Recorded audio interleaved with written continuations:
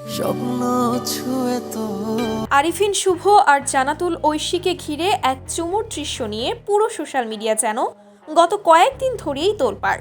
নূর ছবির শুটিংয়ের একটি অন্তরঙ্গ মুহূর্তের ভিডিও যখন হঠাৎই নেট দুনিয়ায় ছড়িয়ে পড়ে, তখনই শুরু হয় নানা কানাঘুষা। অনেকে ধরে নেন হয়তো শুভ আর ঐশীর মধ্যে বাস্তবেই বিশেষ কিছু চলছে, কিন্তু নায়ক নায়িকা দুজনই এতদিন এ প্রসঙ্গে নীরব ছিলেন। অবশেষে সেই নীরবতা ভাঙলেন ঐশী। দ্য ডেইলি স্টারকে দেওয়া এক বিস্তৃত সাক্ষাৎকারে ঐশী স্পষ্ট করে বলেন, এই দৃশ্যটা নূর সিনেমার অংশ, এটা সম্পূর্ণ অভিনয়, এর বাইরে কিছু নেই। তার ভাষায়, বাস্তবে আরিফিন শুভর সঙ্গে কোনো রোম্যান্টিক সম্পর্ক নেই, সবটাই কেবলই পেশাদারি কাজের অংশ।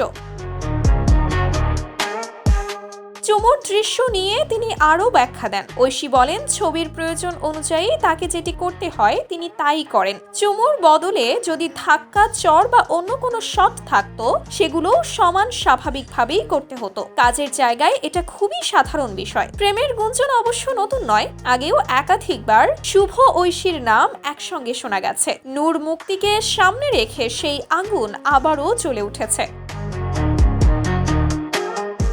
তবে ঐশী কোনো অস্পষ্টতার জায়গা রাখলেন না। তিনি বলেন, গুজবের কোনো ভিত্তি নেই। শুভর সঙ্গে তার সম্পর্ক পুরোপুরি পেশাদার, সম্মানজনক শিল্পীর সম্পর্ক ছাড়া আর কিছু নয়, এমনকি বন্ধুত্বও নয়। তিনি সরাসরি বলেন, বন্ধু হলে তো রাত 3টায় ফোন করা যেত, ব্যক্তিগত কথা শেয়ার করা যেত, এমন কিছুই আমাদের মধ্যে নেই। রায়হান রাফি পরিচালিত নূর 11 ডিসেম্বর বায়োস্কোপ প্লাসে মুক্তি পাচ্ছে, তাই সিনেমা ঘিরে দর্শকদের কৌতূহল এখন আরো বেড়ে গেছে। সেই সঙ্গে চুমুর দৃশ্যকে কেন্দ্র করে যে আলোচনা, তা সম্ভবত মুক্তির পর আরো নতুন মাত্রা পাবে।